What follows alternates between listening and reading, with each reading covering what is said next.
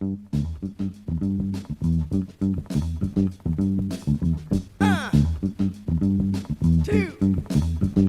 three.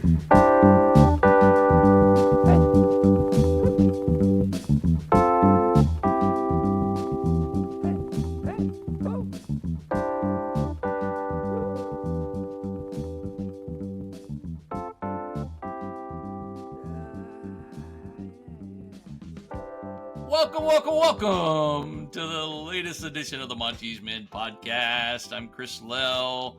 I've got Steve up in, I'm assuming Minnesota, right? Is that where you are? I know you're in a hotel.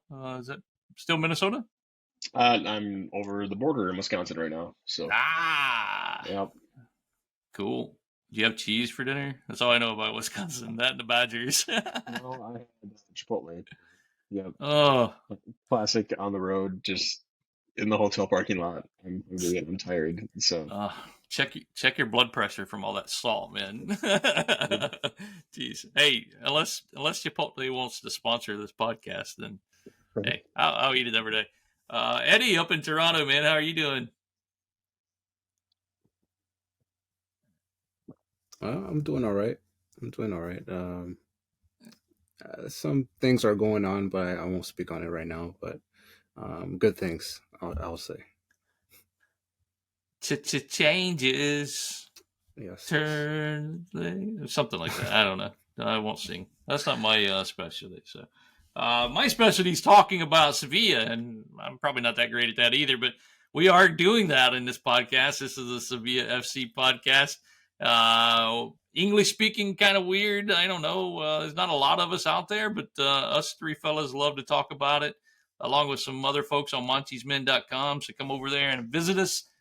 Today we're talking about several things. One being the awesome Man U game that nobody gave us a chance to pull out, but we sure did.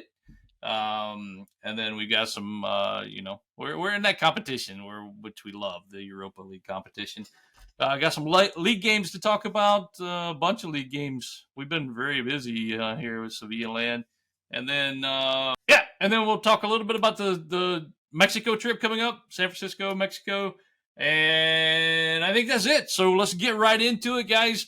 Last time we talked was right after the Valencia game. So we had this big match coming up with Man U. We kind of shocked the world there by pulling out, 2-2 draw, I believe, at Man U. Setting us up really nice for this fixture coming back home. And just domination, right? I never felt like Man U was in that game at all from the start. Like, I think that they heard the crowd. I don't know if the crowd was at their hotel the night before or what, but props to the Ramon Sanchez Pizjuan group, the Beers, the whole stadium. I don't remember it being that loud throughout the whole game ever. Like, it was just a brilliant atmosphere. Loved it. I was just jumping around in my seat just because it was so awesome. It just came through. But anyway, just dominated. We took the lead really early, 8th minute.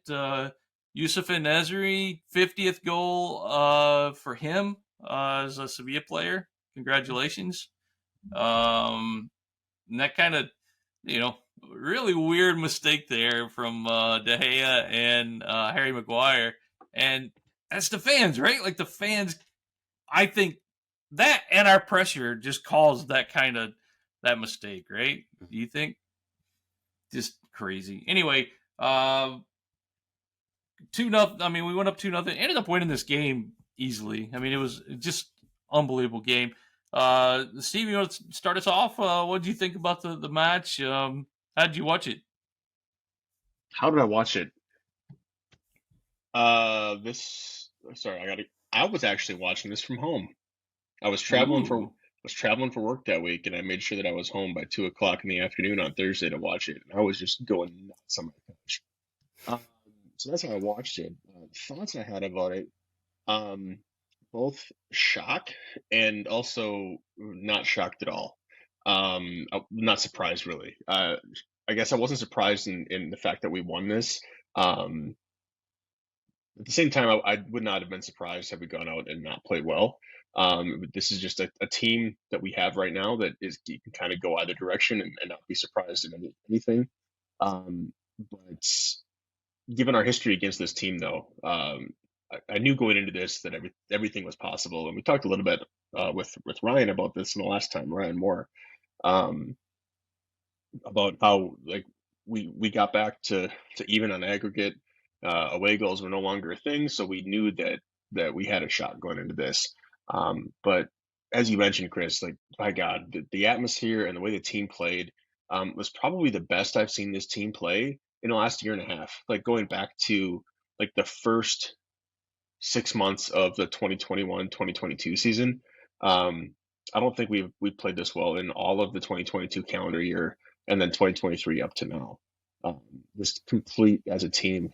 Um, had we been in the form that we were in throughout the last year and a half, um, we would not have capitalized on those mistakes. Like those mistakes would have been made, but we would have gone over the crossbar. We would have uh, fallen down and gone down like a baby deer. Um, has a weird mistake coming off his line that like what's going on there. Um, so so yeah, it's just like we played together as a team, and then we had lucky breaks that went our way that have not been falling our way for a long time. So seeing everything come together, and then also with the with the crowd, it was good to see. I've not been that excited about a result of a game probably since we won the Europa League during the COVID year. I can't remember being like that like viscerally excited about a match. There were probably matches that were like also big and I got excited about, but just the feeling of this being in our competition against a team that we played very well in the past and have played pretty frequently in the recent past. Um, it just all went well, and then in the aftermath, I guess is what I'm looking for of the game. Um, I listen to a lot of soccer talk radio, Sirius XM and stuff like that, and they're all just like throwing in the towel and like, crapping all over Man U and stuff, and then also like got around to talking about like how Sevilla was actually playing well. It wasn't all just the English team is like giving up opportunities and should be playing better. It was like hats off to Sevilla for playing this, and so seeing that respect and seeing the fact that these big names in soccer punditry here in the States and in the UK are also acknowledging the fact that Sevilla kind of played out of their minds for those 90 minutes was really good to see. Yeah, that's interesting. I noticed that during the broadcast, it was just mistake by Man U. Like they were, they like Sevilla. It was nothing they did. It was all Man U mistakes. Is kind of how they played it. But they were watching a different game than I was watching because oh my god, they were balling. Eddie, how vital was Acuna in that match? What do you think? Acuna is always is instrumental, especially in. I think it's just the way he plays left back. I think he's really um, the poster child of a winger turned left back, right? And I think he really he makes the most out of the 1v1 duels, and that's him going at the opposing winger. Usually it's the other way around. So him always feel like he has to prove something against the opposite wingers. Like I could do exactly what you could do, but I'll actually get by you. But Acuna is always instrumental. He's always one of my favorite players. Whenever I look at the team sheet, he's one of the first names I look out for. Because we don't really have a left wing still. But kudos to Lamela that was occupying that spot. I know it's a bit unorthodox for him, but yeah, Acuna was immense. I mean, the goal scorer in the city was immense. I think, for one, taking the ball off Lamela for the first goal, Yeah. and then scoring from long range. I mean, in a city of pre World Cup, in a city would have missed that open net. He probably wouldn't have had the confidence to take the ball off Lamela to score that. So you could tell something was in the air, seeing the sea of white, how loud the stadium was, that you felt, okay, you're at a cauldron right now. So this is a team to be respected. And it's a reason why they're the 6-time champions of this competition. I still don't think it was that easy of a game, just because I felt like Man United still could have done something at any point in that game. Once Rashford came on, he came on earlier than I thought. So I'm like, Halftime. Yeah. he's Right been after their halftime. best player this season, and they just need one chance, right, to get going because they have the talent. But it just didn't happen for them. It was, I don't know, because they have been playing well this season, so I'm pretty sure even Ten Hag was kind of disappointed in how his team came out. But kudos to us for getting it done. I don't think Sevilla fans doubted that result. We knew it was going to be tough. No. But Yeah. I'm pretty sure we knew and believed that we could pull it off. We've seen the team do that so many times. So we have another big team ahead of us in the semifinals, and I still don't think, I mean, the draw favors us that we have the second leg at home, but we still believe that we could get through there, no matter how many good players they have. But Sevilla will pull through. Yeah, that's a good point. Acuna, the reason I brought that up, I thought he was spectacular. I mean, I thought he put Anthony in his pocket almost in that second game. And then he got the vital assist with Ocampos. Almost had the vital assist. Right. It was offside. Offside. But I mean, just a gorgeous little play up to that point. I thought Man U coming out of half was going to be better. I really did. Rashford came on. I thought they were going to be good. But then that's when we scored our second goal, like right after halftime with Bade in that weird little corner. Man, I thought that went over the bar. I was like shocked that it went in because it just looked like it went over the bar, but it somehow like kissed the post and went, dropped in. It was akin to I think Benitez's second goal at Old Trafford, where we felt like maybe De Gea could have done better on that one too. So I don't know what happens with De Gea when he plays Sevilla. He's playing like an ex-Sevilla player, when you get gifted goals by ex-Sevillista. But yeah, that was strange. Yeah, it it's was weird to see him play in ways that like he's out of his comfort zone because I mean he's a very good goalkeeper. But for whatever reason he makes these boneheaded decisions that push him in situations that he's not going to thrive in. And that's a mental thing. Like coming off of his line like that and the decision to pass to Maguire, like those are mental errors. Like that's not a skill-based thing. So like I don't know what it is, but we get in his head and it works. But also on that Bade goal too, like that was kind of a weird trajectory coming off of his head onto his shoulder. So it's like it's one of those things that who knows what's going through the goalkeeper's mind and how he's tracking the ball and everything like that too. So yeah, it was cool. Yeah, just good thoughts altogether. Something about this tournament, guys. I don't know what it is. We always find ourselves if we can make it to the quarterfinals, we always find our way through, and hopefully it continues. Juventus Thursday 3 p.m. Eastern time. Be late over in Sevilla, so I don't know. I mean, Juventus has been kind of up and down this year.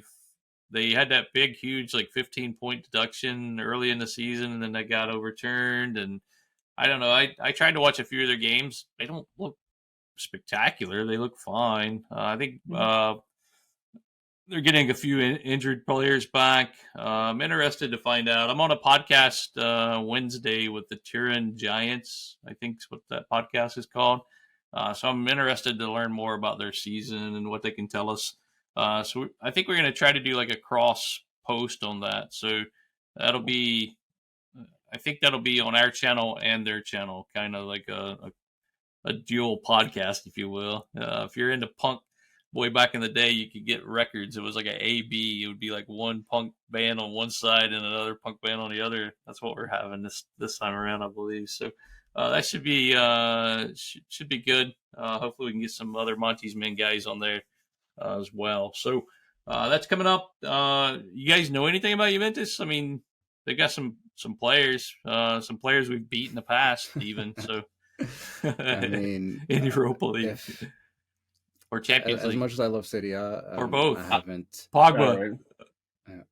I haven't watched much of the league this season, unfortunately. Really good season. Well, Papu leaves and you I mean, stop Napoli watching, wins, man. and you know what I mean. Um, yeah, unfortunately, but I feel like they haven't been doing too bad. I mean, the 50-point deduction was there, but I think, like their manager was saying, they're just gonna play as if it didn't happen. Just I guess they were always gonna wait to see how it's gonna Yeah. be resolved later on. But um, I don't know. Allegri, he's a very straightforward manager. I feel it's not about how it looks on the pitch. It's about functionality. So um, he's a very results oriented coach. So I don't. It's one of those it's one of those coaches that's got to get the most out of his players in an important match. So they do have the talent. I'm just not sure if they're going to show up because apparently their striker is not really firing on all cylinders. Um, like I said, I haven't watched them.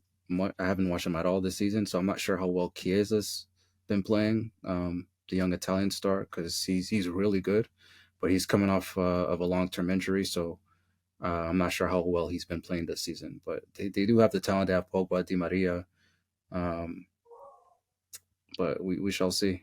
They have beaten us in the I think past. their top goal scorer. Yeah, I think their top goal scorer this year is Milik. Oh wow! If I'm not mistaken. I think Okay. that's yeah. This kind of shows you what they've been missing up top. So, Yeah. I mean, I don't watch a lot of. I watch so much sports in general. And unfortunately, uh, Italian football is not one of them. Like I just don't have a lot of time in my day to watch more. But I have been following the league a little bit, and over the past couple of weeks, just kind of diving into Juventus a little bit. But the biggest thing is like when the biggest headlines for a team in a season, for like a team's season as a whole, is things that are happening off the pitch. That's never a good sign. Like it doesn't matter how well they're playing on the pitch. If the biggest headlines are off the pitch, like that's always going to be a distraction. That's always going to be something else that's coming up there. Like they had the 15 points taken away. Now they're put back, but they could be taken away again. Like they just reinstated them provisionally. So like we don't know what's going to happen. What we do know is that I believe they're in third place right now in the league, and that's a league that's pretty competitive. Just moved up to second yesterday, I Second, believe. okay. Yeah, they won their game and jumped Lazio. So like this is still a team that is it's a good team, and it's going to give us problems. I think. I think we have the skill to handle those problems and meet that head on, but it's not going to be a walk in the park. This is it's kind of a weird juxtaposition for the Man United games rather, because I think that Juventus is a better team than Manchester United. Um, I don't think their players are as good individually. I don't think they're as skilled individually as the Man United players, but the team plays better as a team, and I think that they are better than Man United by quite a bit. And that's kind of a similar matchup to how we came out against them and won 3-0. Like we didn't have the skill to match up with them 1-1 if they were completely healthy, but we played better as a team. So it'll be interesting to see what happens this Thursday, and then I guess a week from Thursday as well. Should be a good matchup, and I'm excited to see what happens.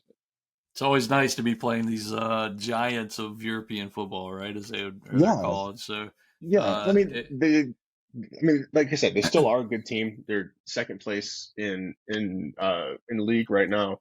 But all that being said, they're still a shell of their former self. They are nowhere near as dominant as they were for most of the last decade. So I think this draw favors us in that sense, where like we are playing a team that is definitely on the decline from where they were. So it's kind of like going to the Man United game. Anything can happen with this. So let's just go out and play the game, and let's see what comes of it. Well, speaking of result-oriented managers, Sevilla's got one now, right? Like, clearly, he's getting results. And we've got some league games to talk about now. We'll move on from Europa League. Lots of good results in the league. He did suffer his first loss. Mendilibar got his first loss with the club against Girona a couple, what was that, a week ago, I guess? Yeah. A week ago Thursday. So, keeps moving. But league games, we picked up a 2-1 victory over Villarreal right after the Man U game. I mean, that was setting up to be a trap game if you ever seen one. Still at home, but, coming off of that huge of a win, there's always a room for a trap. Pulled that off, 2-1 Villarreal, again over Villarreal.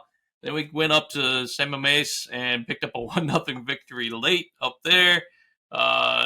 We would never have said that sentence like 5 years ago, right? Like, it just never happened. It just seemed like that was always an L or a draw when we went up there. But we've had some good results the last couple of years up in Bilbao. Then there was a 2-0 loss at Girona, and then we come back home 3-2 winners over Espanyol this past Thursday. The Girona game was lost to unpack here, but the Girona game was at home as well, though. Yeah, that was at home too. I missed that. Yeah, I guess it. Yeah, sorry, misspoke. Jeez. So we had 3. No, we had to. Okay, yeah, okay. Anyway, sorry. So, ouch, that one hurts even worse. It was at home. Yeah, I remember that now. Yeah, because there was a lot of like sighs and boos and stuff just from the play. But let's get into that a little bit. The 2-1 victory over Villarreal. I mean, great victory there. Good team. They've kind of been up and down since Emery's left them, but still a good win and a rare goal there. We saw a goal from Mr. Rafa Mir, Ryan Moore's favorite player, and a good goal too, right? Like turned, smashed it right up in the top corner. So, guys, do you remember anything about the Villarreal game that stood out, other than all offside everywhere? From what I remember, there were. I mean, Villarreal is a team that likes to have the ball and to play out from the back. Very passing orientated team. So they kept trying to stubbornly play out the back because they're capable. You have a player like Parejo there in the midfield that could coordinate things. It just took them a while to get it going, but we were just assaulting them in those first opening minutes. I'd say the first 10, 15 minutes and forcing errors on their end. And we capitalized. Someone, I think, just passed it directly to Suso. So he just took that and ran with it and played in Rafa, who always knows where the goal is, right? But hey, Rafa knows how to strike the ball a little bit. So it was a little bit understated there, but it was a really good goal by Rafa. But that run by Suso Nation, man. With Suso running. He had like there was a quote that I don't have in front of me about him not liking to run, similar to what Vasquez said a couple years back. He's like, I'm not a runner. You know what I mean? It's not something he does. Yeah, that was in reference when I can't talk. Anyway, Mendilibar got to Sevilla. He was wanting to move Suso to wingback, and Suso was like, "Hey, I mean, that's what the article that I read said, and he was like, "Dude, I can't play that position. I don't run." Is pretty much the context of the quote. So, yeah, I couldn't see that either. I thought that was weird. But anyway, sorry to interrupt you, but that's the background of that quote. But the end of that first half wasn't pleasant because Villarreal was getting back into the game and they did score, but we turned it around. In classic Sevilla fashion, Nuka Serende and our tall man, who as probably the highest leap in La Liga, getting the goal at the end there. Yeah, just insane. gorgeous. He keeps impressing me every game because I feel like some of his goals are a bit fortunate, but he's always there scoring. So he's doing something right, and yeah, utilizing his weapons to a T. Yeah, get the 94th minute winner right before the end of full time there, just rising above everybody and heading it home. Just such a gorgeous leap.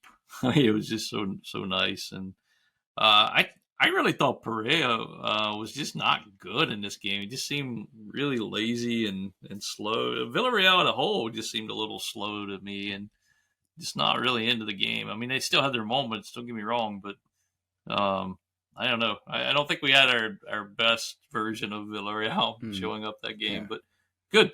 We don't need them there. Because they're chasing fourth place, so it was kind of surprising they didn't go harder than that, or were struggling even.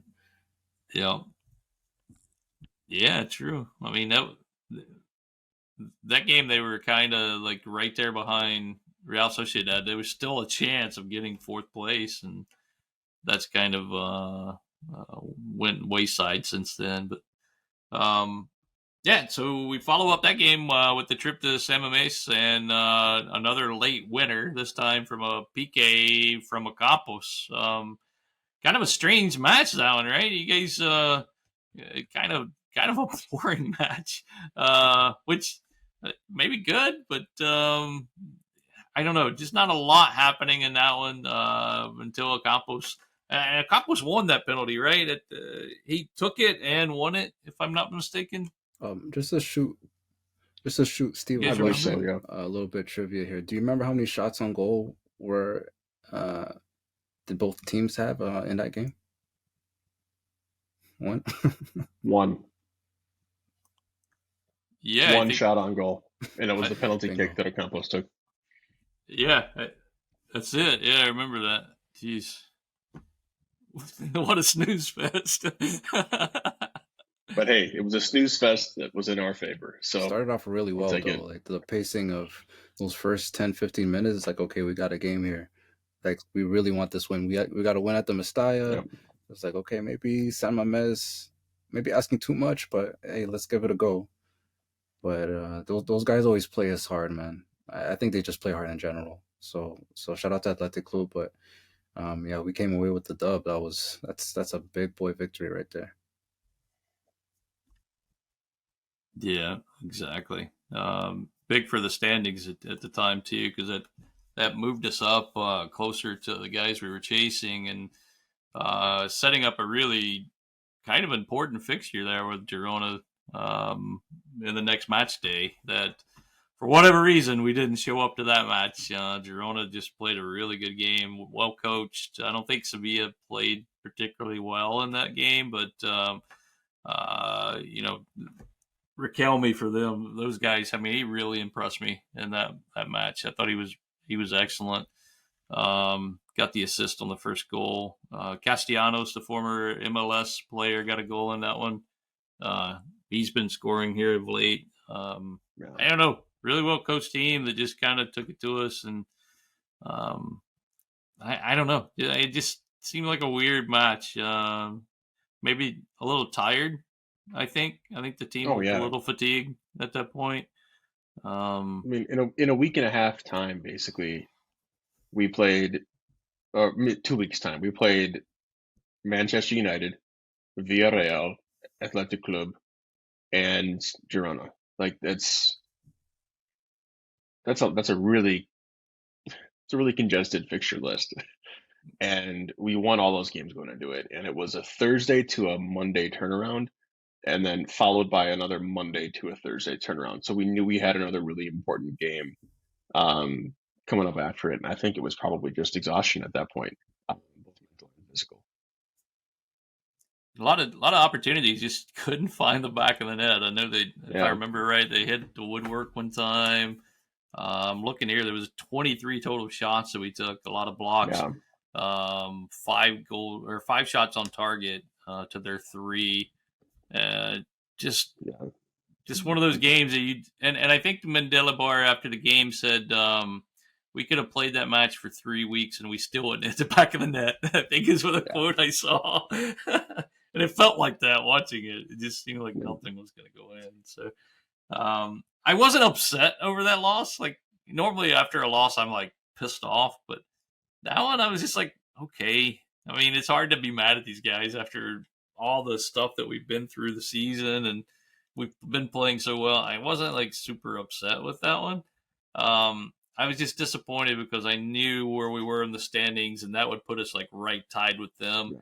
And at the time, it would have put us only 5 points behind Real Betis, which to me is the goal of the season is to leap them, which would have been awesome. But that loss makes that climb a little harder. But of the 4 league games that we've played since we talked last, so we've got we had Valencia, we didn't have Valencia. We had Villarreal, we had Athletic Club, and we've had Girona, and we had Espanyol. Girona was probably the one that was most important for us to win in the standings, just by where everything is like congested in that center of the table, and that was the one that we didn't. I would have rather we had beaten Girona and lost to one of those other 3 teams, if I knew that we could win 3 of them. But beggars can't be choosers, I guess. Now we've got a little bit of an uphill climb, because the way that the La Liga tiebreakers work, with head-to-head results coming in before goal differential. So if we end up even with Girona at this point, they are going to they're going to be higher than us. So it's going to come down to, I think, some nail biting at the end of the season to see where things shake out. So the last league game there we got to talk about is the Espanyol match from Thursday, and I'm just going to call that one the Papa Gay show because he dominated that match. He was so good throughout the match. I thought he was excellent. I said Papa, Pape, I think so you actually say it, but anyway. Just he was so good. And we got a goal from Mr. Brian Hill in that game. Congratulations to our former guy that's back with us. Hopefully he's with us for a while. That was a good goal. We saw Suso go off early with an apparent kind of injury. I haven't heard anything from that.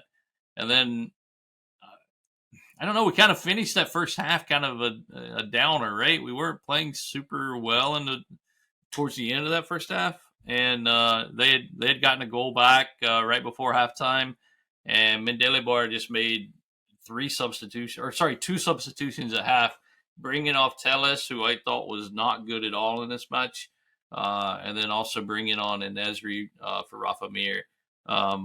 Which I think was really good substitutions and made a big impact in that game. Guys, what stood out of that game besides our new guy, our new Frenchman, Papagay? You could. Did you want to tackle this one, Steve? By the way, he's Senegalese. Senegalese. That's right. But he speaks French, right? Yeah. But he was very instrumental. But yeah, did you want to tackle this one, Steve? I mean, I don't have a whole lot of thoughts about this game that don't apply to the other games that we've also played in the last 4 weeks. Besides the fact, or other than the fact that I am getting kind of tired of seeing Dimitrovic in goal. He had a couple of mistakes in this last game that he just seems flat on his feet. He gets caught flat on his feet quite a bit more than Bono does. And so I know that. Sorry, do you think he would have saved that second goal if Bono was playing?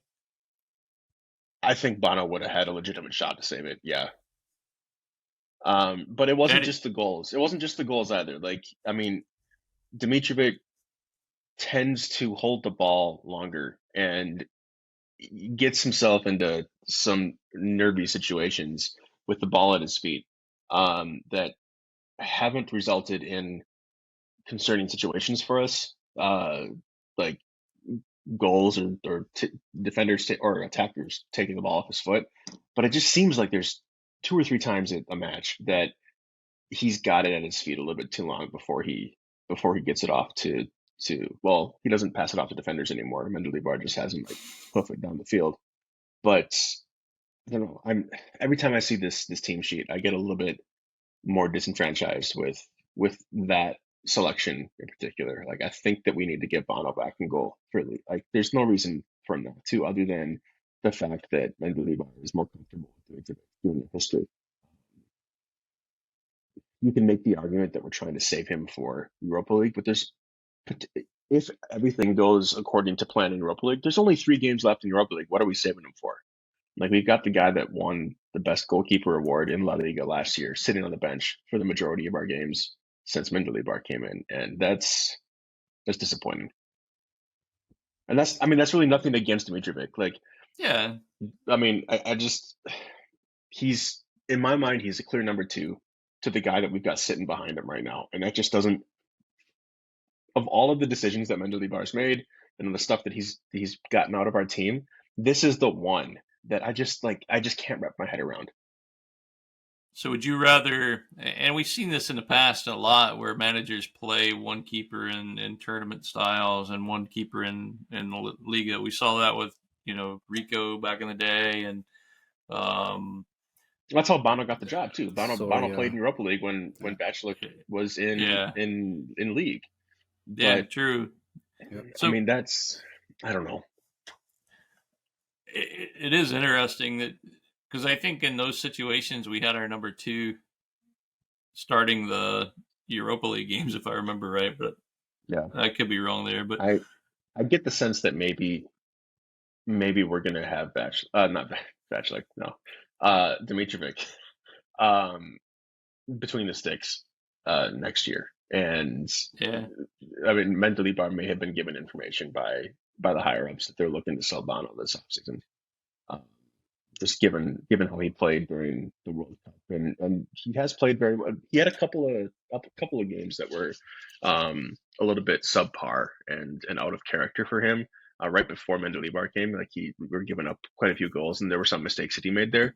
But he's bounced back from that, and he's played pretty well, really well actually, in the Europa League up to this point with Mendelebar. So I wonder if it's just let's get Dimitrovic in here, build up some of that rapport with the defenders, because he's going to be our goalkeeper. yeah. That's a good point, and it's fair. I think the criticism, I've always been kind of questionable about Dimitrovic's like distribution, especially when we're Yeah. trying to play out of the back. He does seem to be rushed, but I mean, he makes some great saves as well. And I don't think he's cost us any games since Mendelebar has um, been the manager. Eddie, any thoughts on that Bono Dimitrovic kind of Um, I've conversation? had that thought. That he doesn't feel like the number 1 keeper yet. He hasn't sold me like Bono sold me. I mean, Bono had spectacular games that won me over. I mean, the United game, obviously. Um, I'm talking about the 2020 Yeah. Europa League United game. Um, so I think Dimitrovic hasn't had that chance yet. Um, but it's not as if I'd give up on him. So I think these games are good, and I think it's actually a smart thing to have him starting, since the league is kind of not done and dusted for Sevilla. I mean, seeding is important, but in terms of development, I think this is better for the both of them. And if those plans, it's likely those plans will happen in the summer with Bono. It's very likely, knowing what Monchi does. It's kind of smart. Yeah. To be It's honest. But just yeah, I'm still waiting on Dimitrovic to win me over. it's just frustrating because so that season that we played in Europa League, and won it.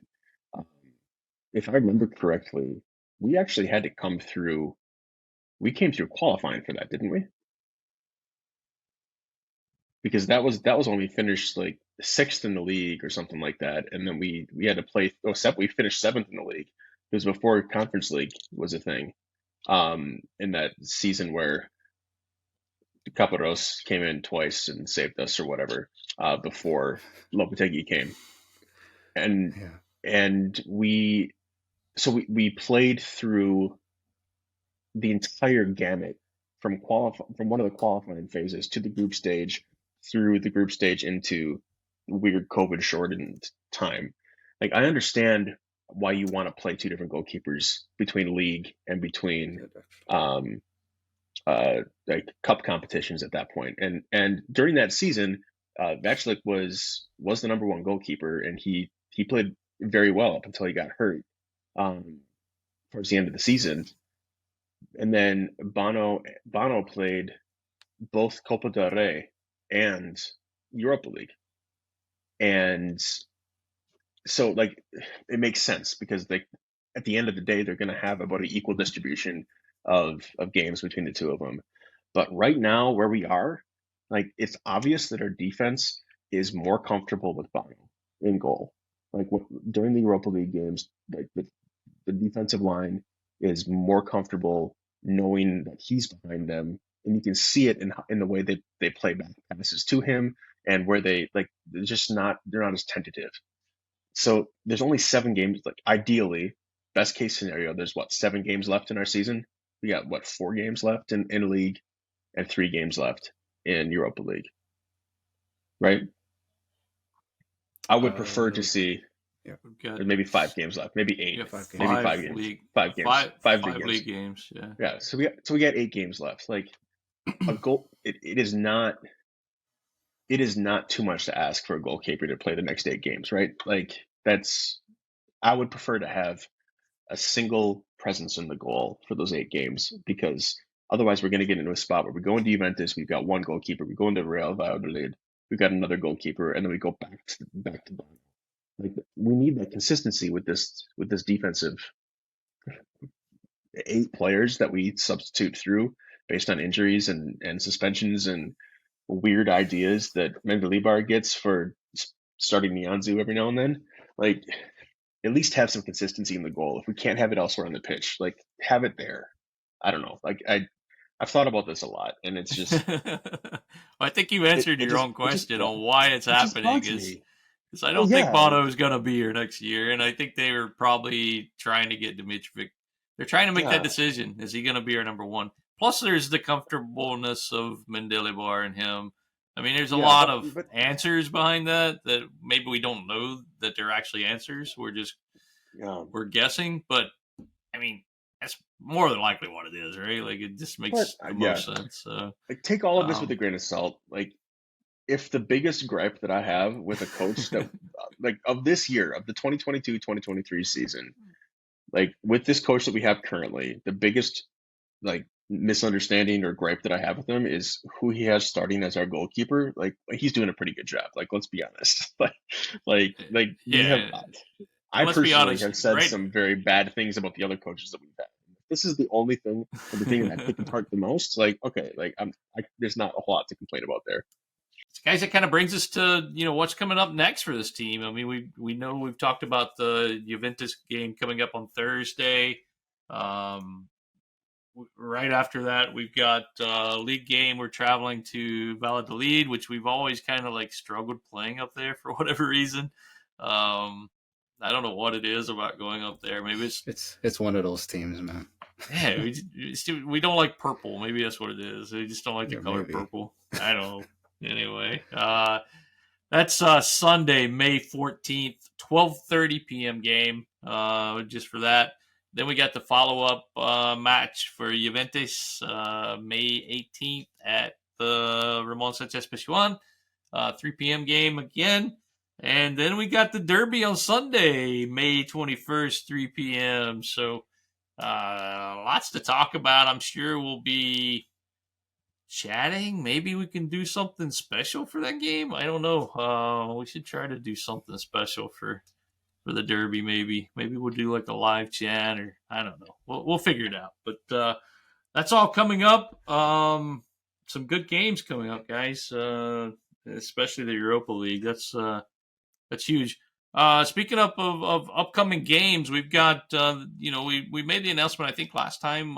San Francisco and Mexico games for Sevilla, where they're traveling to the U.S. and Mexico, playing the Derby down in Guadalajara, Mexico, and then they travel up to San Francisco 3 days later to face Atletico Madrid up in Oracle Park there in San Francisco, the home of the San Francisco Giants. So hopefully we can organize something. I'm working on trying to figure out if there's going to be a fan section for tickets. I'm hoping to have that information soon. So if you're looking for more information about those trips, I'm going to be in Mexico and San Francisco. I think, Steve, you're going to be in San Francisco. Eddie's still on the fence. We don't know. I'm gonna try and make it work. I'm not sure. Thought you booked. No, okay. I haven't booked. There's potentially some family obligations that I'm trying to get out of, but it doesn't look good. So we'll see. Oh no. Okay. Well, Ryan, it was on the show more. He's going to be in Mexico and San Francisco with us. I know Ray has been on the podcast in the past. He's going to be in San Francisco at least. I think Ruben, that's been on the podcast in the past, he's going to be in San Francisco. I don't know about Mexico on that one yet, but anyway, looks like an awesome time. Looks like we can at least meet at the game. I'm sure we'll do a pregame somewhere, kind of like what we did in Boston a few years back. Try to get as many Monchi's Men members up there. But look on Twitter at Chris Lale, my handle there. You can see it on my screen, I think. For more information, as soon as I have it, I'll pass it along. I haven't bought my game tickets yet because I'm trying to figure out sections and all that good stuff, but we will figure it out. I've been talking to the guys in the team, so as soon as I know something, I'll pass it along, and we'll make that happen. Sevilla Atletico won again this week. We'll give those boys a shout out. They've been pulling out some really key victories. 2-0 win. Ryan Johansson with a goal to open it up. Really good drive down the baseline. Scored from a tough angle. Really interesting goal there. And then Carlitos, as I like to call him, Alvarez, scored the second goal for the guys. 1-2-0. I think they only have one match left, if I'm not mistaken, and that's still a big match to stay up, I believe. I don't think they've secured that yet. So huge. Women, I watched the women's game a little bit after Steve alerted me to it. I don't think either one of us wanted to watch that, but sorry to bring that to your attention. Yeah. Oh, geez, yeah, they didn't do so hot against Real Madrid. So, but it was good to see them because I like to give the women some love every now and again. They didn't do so hot against them, but they're playing really well. Like in general, right now, they're on a pretty hot streak. So, yeah, doing pretty well. Geez, do we cover everything? I think we've got a lot of it covered. Anything else you guys want to chat about? Not much. We got the next game is in Turin, which we've had success before. Not only against you. Well, we didn't have success against Juve in Turin, but Emery's first was in Turin. That's right. We called the Italian job, so this will be the Italian job too. If we're to do anything over there, it'll be tough, but hopefully, similar to the last round, something favorable to take back home in front of our crowd. So I'm pretty optimistic about this one.